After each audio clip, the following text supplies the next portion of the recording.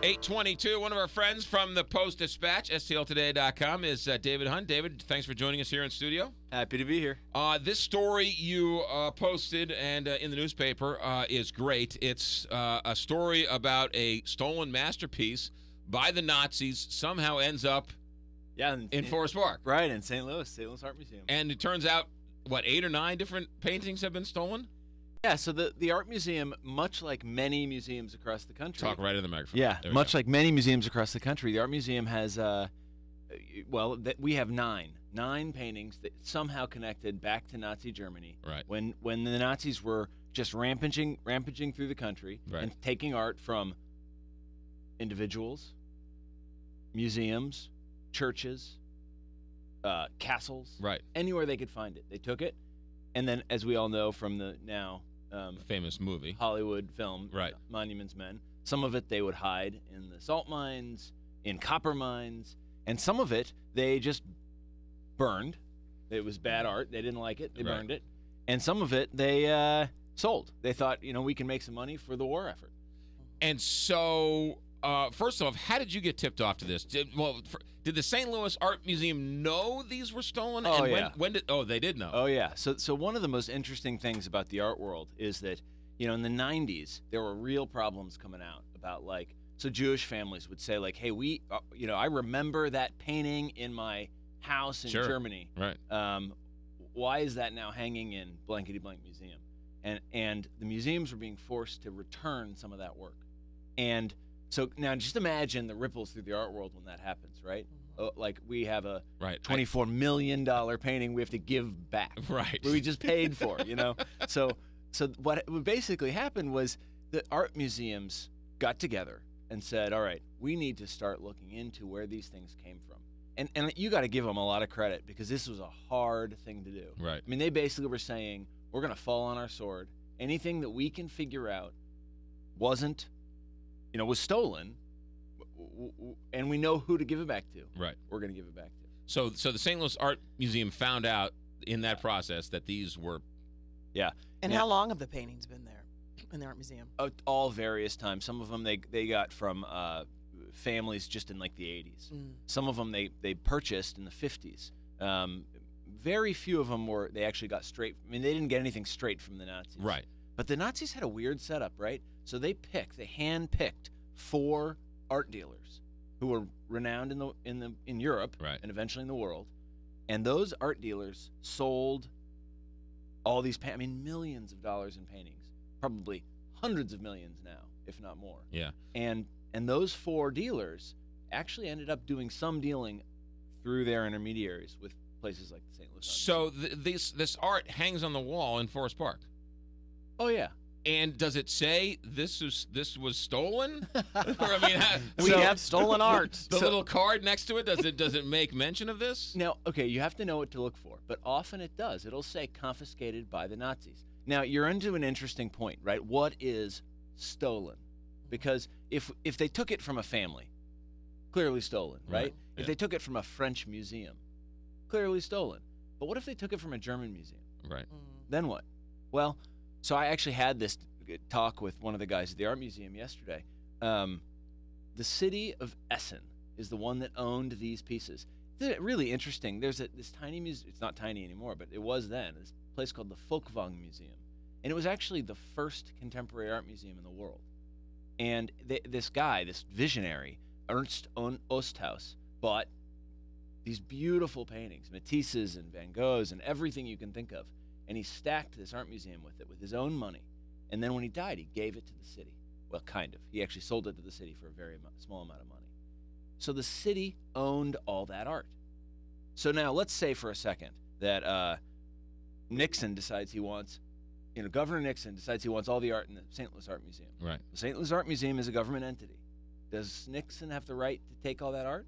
What would we call it today if he did? Right.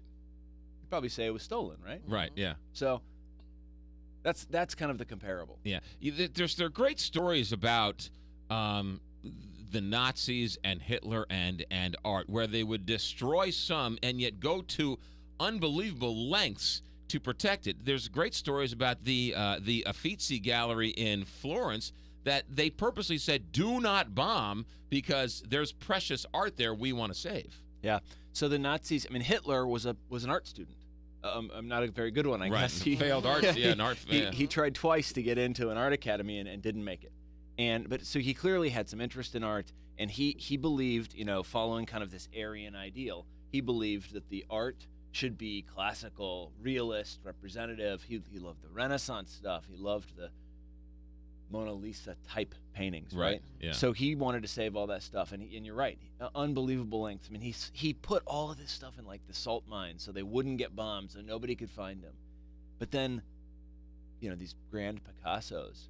Well, that's not totally true, but things like that. He would just put in the streets, light a match. Oh, that just breaks my heart thinking about that. Yeah, it's a true now, madman. Yeah. Pulitzer, one of the Pulitzers was actually involved in one of these paintings, right? So that's why I was so interested in this. And, I mean, in all of this art that came to the St. Louis Art Museum, you know, some of it was just kind of regular transactions, you know. So a local Jewish family eventually found a piece that had been stolen. They got it back. You know, they lived in Salem, Illinois, and they gifted it to the museum. I think they gifted it. I think they gave it to the museum. Okay. And other pieces, same thing, right? It was just kind of came through the ranks and then eventually ended up at the museum. Well, there's this one, which is one of the best pieces of contemporary art in the country. One of the most important pieces. It's called Three Bathers and a Turtle by Matisse, and it's kind of a stunning painting. I mean, it's life-size. It's, in fact, bigger than life. And it's of three nudes with a little tiny turtle in the bottom. And it's kind of jarring. And you look at it and you're like, what is happening here? It's very... Right. You got to go see it because it's even more stunning in person. Okay. When you see it on like the screen, I think the first reaction for some is like, oh, I could do that. Right. But the reality is you know, you really can't do couldn't. it. Yeah. Right. Yeah, nice try. Yeah. But so this painting was at that time was still seen as an important piece of art. And Pulitzer had already started collecting art. Now, Joseph Pulitzer Jr. eventually ran the Post-Dispatch, and he was collecting art when he was like in his 20s. His first piece was a Modigliani. He put it in his dorm room. I mean, it's unbelievable. You know, so his dealers come a long way from that Budweiser girl, the squeaky clean Budweiser girl, and the Lamborghini. I'm not sure he was hanging any nudie posters on his walls. Or the dog smoking cigars or whatever.